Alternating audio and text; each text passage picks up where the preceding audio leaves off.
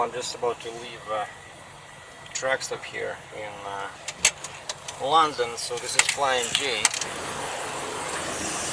and I got a very interesting load. So it's a military wrecker.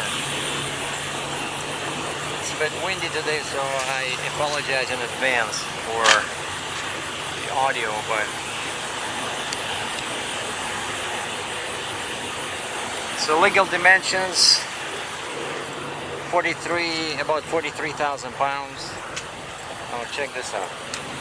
All springs, no airbags, single tires.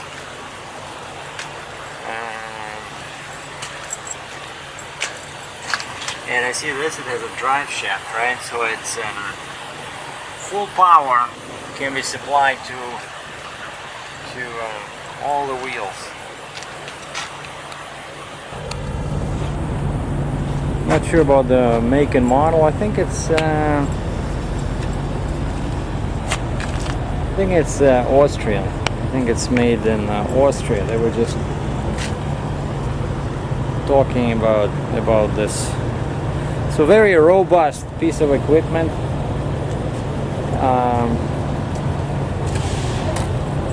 No, I just wanted to give a tip to people, like when you deal with something like this with that has lots of wheels, even though it's relatively not very heavy, right? But you gotta be always cautious when you have wheels, because it'll start rocking, and if you go through a scale and they see the machine move, they don't like that. So I was all dirty. I changed 2 t-shirts, but I managed to put 2 chains in here, right around the rear axle, pulling towards the truck, and then 2 chains in here again around the axle, and I double check that there's no wires in there, no brake hoses, so pulling this way, so that cancels each other out, so this is perfect. And then I did the same thing here around the front axle, checked for hoses, everything's good. And then in the front, I asked the guy, I said, what can I use? And they pointed me this, and that just doesn't look very strong. It's much thinner metal than like my D-rings. You see this? I just don't trust that, and that's just a protection plate. That's the plate. When they go off-roading, this plate protects the engine from beneath it. It seems like it's connected really good to the frame, but I don't know. The guy said maybe just put the chain in there, but kind of like, I don't know. I don't like that. So what I did, I just used this hook. So this is more serious, and it's designed to be, you know, holding some weight, right? And so I just used 2 chains, and of course in the end, because it's legal dimensions, I folded the mirrors. And the tallest point in this truck is that thing over there, that probably can be lowered, but it's still legal. It's under 13 feet from the ground. But one curious thing we ran into was the length. You know, the wheelbase is not that bad, but it has this, right? And it was pretty low. And first they tried to back, like the guys that were loading, the military, the army guys, they started backing, and so this thing was in the back, and it just did not work. It did not work because this was sticking out too much, you know. I could not connect my truck. And so what we came up with is use these, because otherwise this was hitting the trailer.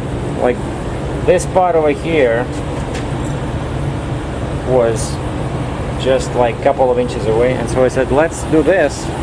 So they stopped over here, like about 23-25 inches, and I said, this is what I need. I need this space I want you guys to move forward so that I can hook up to the trailer. And so we use some boards. We double, you know, stack them. So I'm pretty happy with how it's loaded. It's pretty secure, not going anywhere. And of course, this is always great when tires are, you know, pushed in this. Right? And so, if you need an example of how to over secure the load, this is it, right? So 43,000 pounds. Captain Sergei uses 4, 5, 6, 7, 8 chains.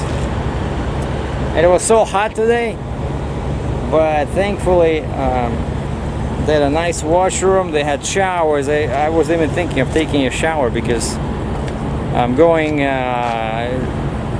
not too far from here. It's only about, I don't know, 4 hours drive just across the border.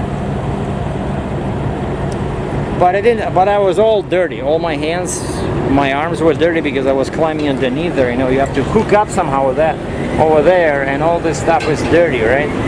They have to stand on your knees. All my knees were dirty, so I had to change 2 t-shirts. I'm not complaining. I'm just telling you how it works. That heavy haul, you gotta get dirty sometimes, especially when this is pretty low, right? Like, you know, you gotta climb in. Like I was here, right, trying to pull the chain from this end, then I was pulling it over there, making sure that there's no hoses anywhere. Oh, and then one guy comes out, and you know, I know Russian army, I don't know Canadian army, I don't know the ranks, but some guy comes out and he says, excuse me, you want coffee or anything? And I said, well, coffee would be good. And he says, follow me. And he takes me to a coffee room, gives me a cup with a lid, you know. And I said, excuse me, sir, what's your position at this, you know, at this thing over here? Like, what's your rank? And he says, I'm a master sergeant. And I said, I knew it. I knew you were a commanding officer because you care about the troops. I said, nobody else offered me coffee, but you did, so that's why you're in charge. And he started laughing. He said, well, I'm not a commanding officer, but he says, yeah, I'm in charge of shipping. So that was funny. But the guys were very nice. You know, nobody's in a rush, nobody in a hurry. I tell them what I need, like those boards, you know. Yeah, but you should have seen, like, it was kind of funny that, you know, it was so difficult, you know, of course, to load backwards, right? And then I said, it's not gonna work, let's get off the trailer, turn around and go forward. But you know, going forward was much easier, right? And then we just needed to do this. But yeah, this thing is basically, it's a real wrecker. You see it has these legs over here. It has a winch, I think. Yeah, it has like a crane or winch or something. And it has this thing over here, right? That can go under there, under the axle of a truck, and it has these. Oh yeah, and then I said, what is this? Like, is it secured to the frame? They said, no. These are just legs. They can go down. So I said, then I cannot use it because they thought I could hook up my chains to this. I said, no. If it's hydraulic, if it's not part of a frame, I'm not doing this. So very nice truck, very unusual. This is, you know, I don't do the army loads very often, so it's always a treat. And they showed me another vehicle like this. I forgot this, like Stinton something. I know it's made in Austria. And the other truck was, I see it's windy again. The other truck was similar to this, like the same cab, except it was just a regular 3-axle straight truck. Stinton, I think. Stinton. Oh, what's funny was that they said that one was 1989. 1989. You know, the army uses these trucks, you know, for a very long time, right? And they all, even I saw they had some internationals, like the new ones. none of them use airbags, you know. And I asked them why. I was just curious, and they said because for off-roading, right, they don't wage a war on a pavement, so they have to go into the field, and so they have these humongous springs over here, right? Like, check this out. Oh, this is Cairo, Michigan.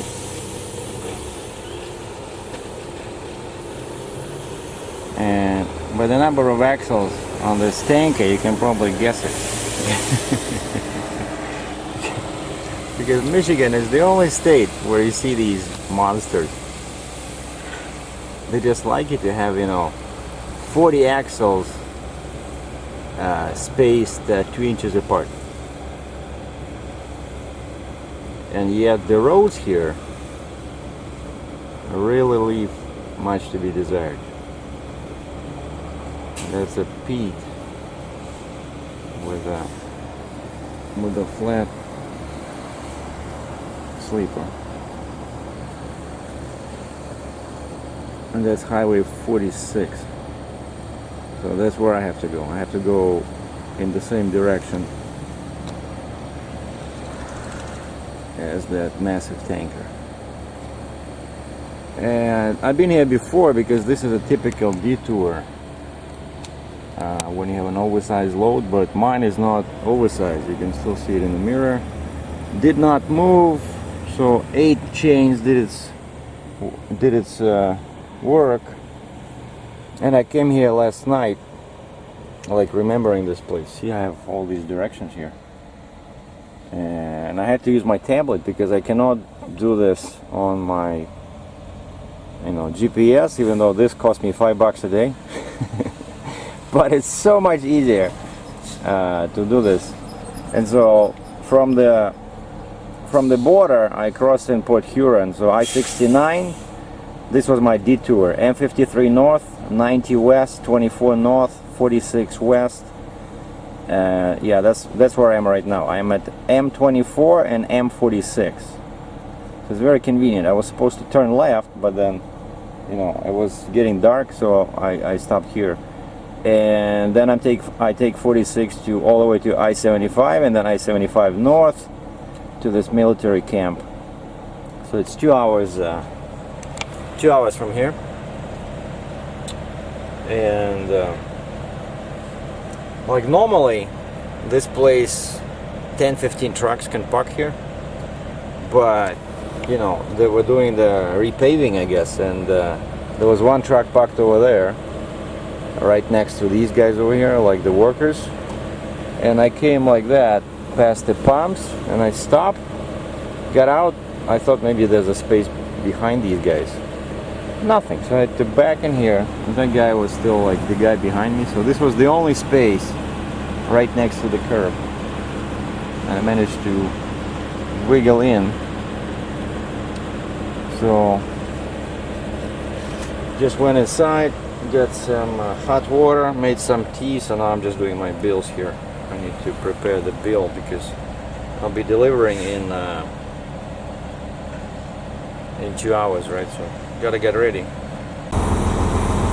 Alright, I'm already just about to leave, and this guy pulls in. So W900 Shepherd and Son, so a flatbed, and this guy has a weird configuration. So 4 axles, as you can see. So the one in the very back, then 2 axles close together, then another one. Right? Now that's a lot of weight, so that looks like some stuff for your garden, you know, one of those things you put in the dirt to make flowers grow faster.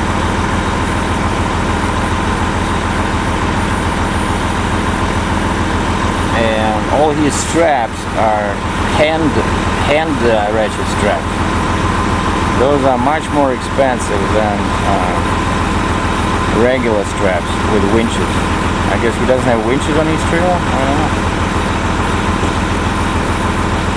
And one last thing I wanted to say, that, you know, to some flatbed guys that may be starting out, like that thing, that piece of metal with the reflective tape, it's called It's there to protect the strap. So you're supposed to put the strap inside that rub rail, right? Not over it. Because when it's inside, then and you hit something, you know, or a forklift hits you, they don't damage the strap, right? But some guys don't care. Oh, and last thing I'm going to show you is that straight truck. So a T800, check out the axle. Like Michigan is just sometimes amazing, you know. You thought Canada has a lot of axles? I would say that Michigan is the champion in this department, you know.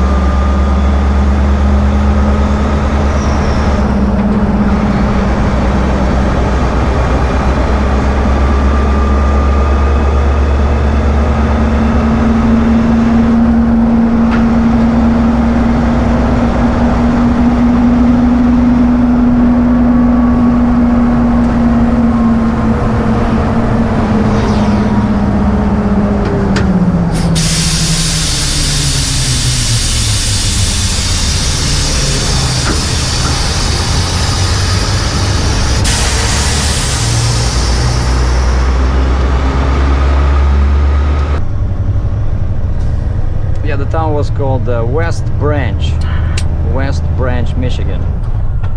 Tracker path showed a truck stop in here, and I couldn't find it. I think it was a Marathon on that side. Over here it was a Mobile, but just a gas station, and I was just looking for a space where to turn around, and then I see a sign for Walmart. Wait a second. Walmart always will work, and that's why you saw me just leaving from Walmart. I went and I bought some water, bought some napkins, so invested $5 US into the economy. So now there's extra jobs, people are celebrating in the streets of the West Branch, Michigan. It was raining pretty bad when I started. Actually, it was just drizzling at the truck stop over there in Caro, but then as I was driving, it became really bad. But now it's all gone. Just the sky looks, you know, a bit nasty. Oh, and one of the reasons why I stopped is because my paperwork says drivers before delivery call this number, and basically your contact at the consignee, call them 1 hour before you arrive. But I decided to cheat a little.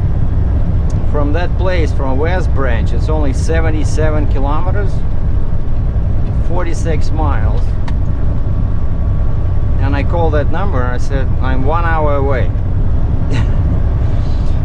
So I want to see how the army reacts. You know, like you show up there and, you know, everything is military precision, right? And I show up there at 45 minutes instead of 60. And it'd be funny if they say, wait a second, who are you? We're expecting this wrecker truck in 60 minutes, like in 15 more minutes. Just park on the shoulder and wait. Well, I hope it's not gonna come to that. Yeah, 73 kilometers now. And that exit, in case somebody's in these spots, and there's a nice spot over there, but I didn't see any trucks. Maybe they don't allow overnight parking, but easy entrance, easy exit for a big truck. So it's exit 212 on I-75.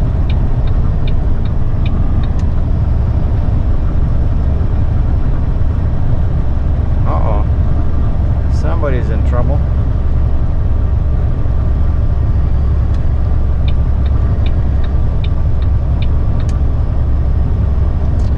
And so the place where I'm going, I read on Wikipedia that it's the biggest training center for US Coast Guard. And it's used by other you know, parts of the Army and Navy and stuff like that. And so they're doing some joint military exercises, US and Canada. And so there's a bunch of us trucks moving this military vehicles.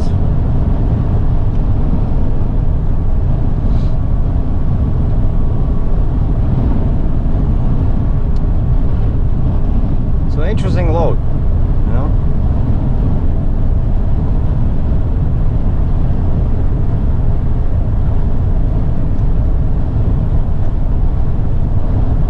And this area of Michigan is, you know, in the summer, in the fall, it's so beautiful. Like there's so much green in here, like, you know, parks, you know, lots of lakes, trees. Like I see now, I'm gonna be passing some big green area, right? I bet they have all these wildlife reserves in here.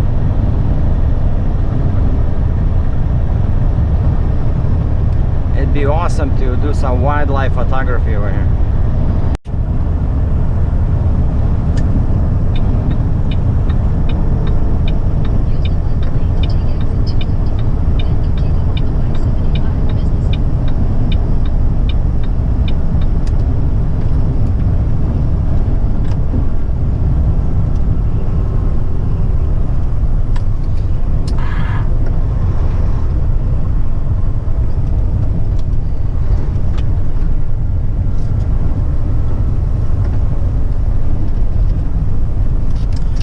So yeah, this is 75 business.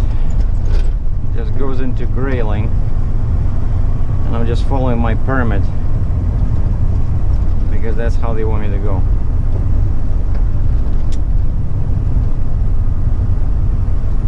And I'll be turning left somewhere on. Yeah, I'll be turning left on M72, and this will take me to the lake and the camp. Now look at that sky. And the sunshine, right? And it's drizzling.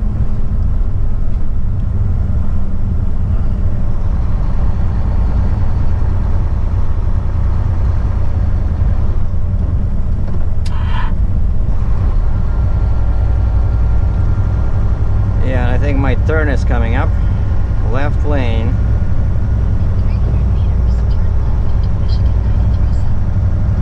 Yeah, that's it.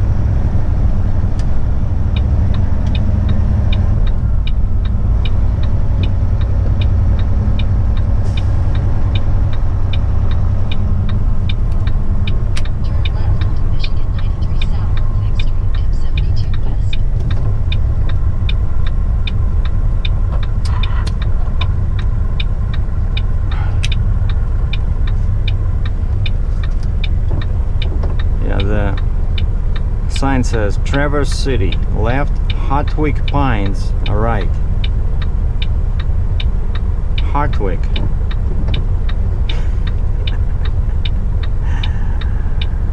There was the bad guy's name in the movie with Jason Statham.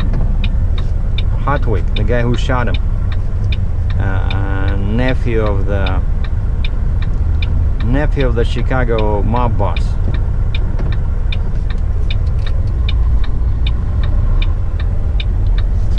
You know the movie I'm talking about? Where they were robbing at the end diamonds, and before that it was some kind of a fair.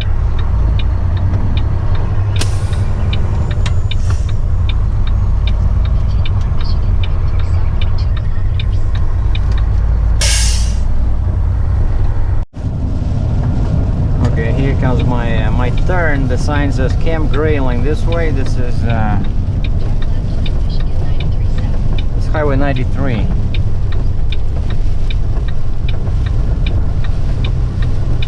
And it's raining.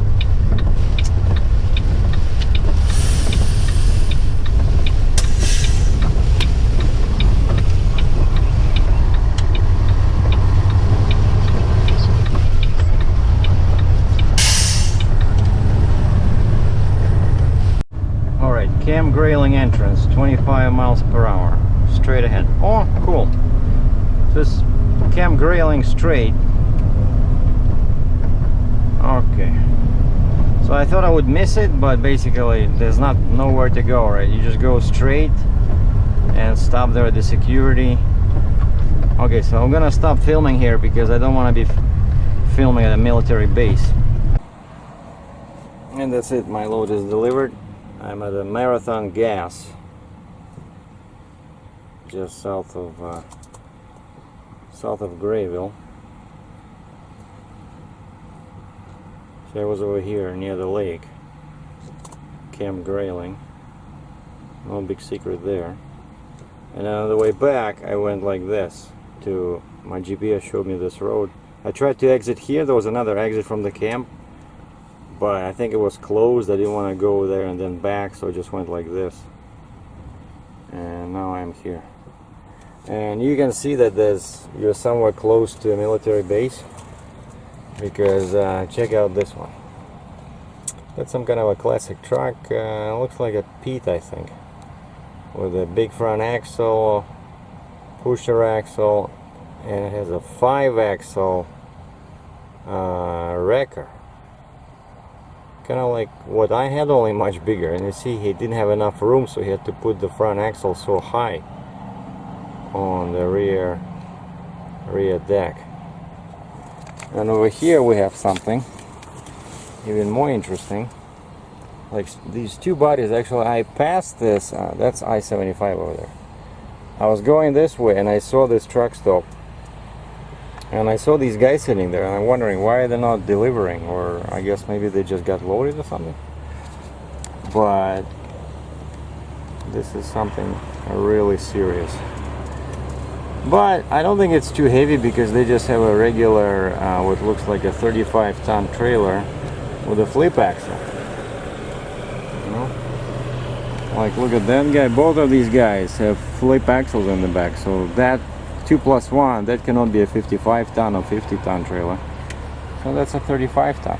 But I don't know, these things look massive. Some kind of a, I don't know what it is, but it's big enough to have to move some people inside, right? Probably has some weapons on the top, but the other one looks like it has some kind of a crane or something on the top over there. I never saw something like this. Maybe they even can float, you know, they can swim, because the shape is so interesting. The front shape looks like a boat, right? And that's where the driver sits over there and looks at the world through those tiny little windows. And the exhaust is right behind the cab. Where is it? Yeah, over here. Oh, there's two of them. Yeah, so there's two kind of like mini towers with the exhaust right behind. Anyway, very interesting place over here. And then parked next to W900, pulling a flat. Over there we have a Landstar with a Western Star. Right. See, that one I can recognize even from the back because of the weird shape of the sleeper. Like Western Star, I think is the only truck that the sleeper is curved like that. You know. So anyway, load delivered. No, I don't need that. So load delivered. Oh yeah, and you see, and this guy has just a 3-axle truck. So yeah, once again, these are not too heavy. So probably there's not too much armor over there.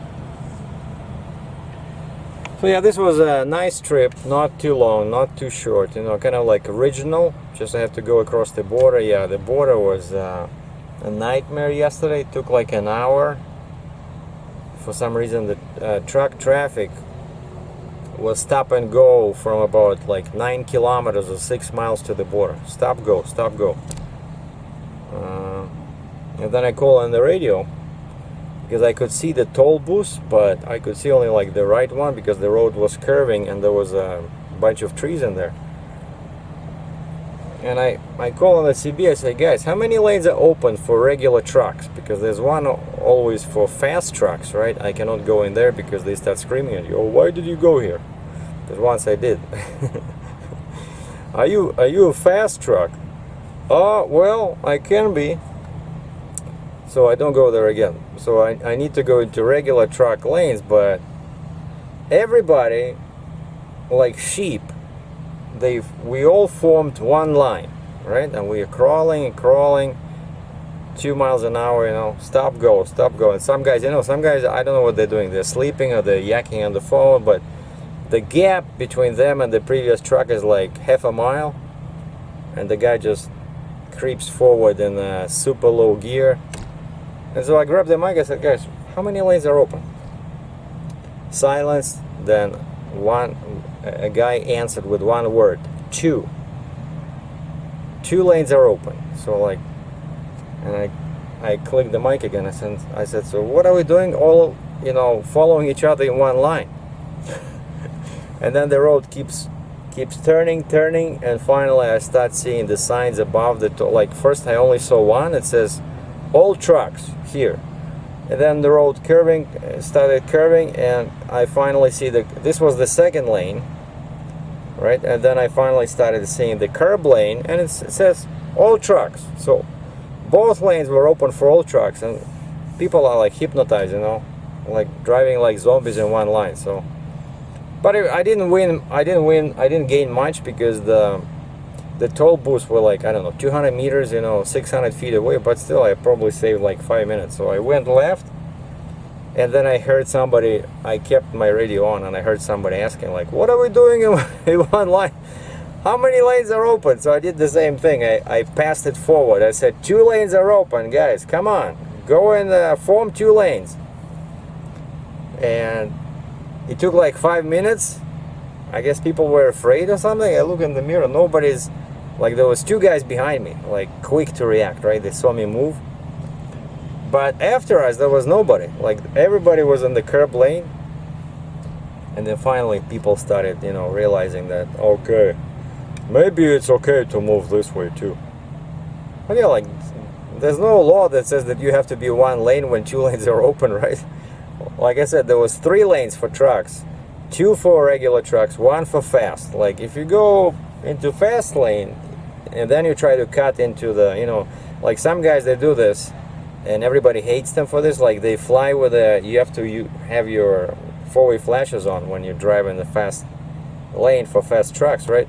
And they just fly down there, and then they know that there'll be gaps, and they just swoop in, you know, in front of another truck in a regular lane. So everybody hates these people, but no law about that you have to be in the curb lane and just drive 2 miles per hour behind some guy who's falling asleep probably.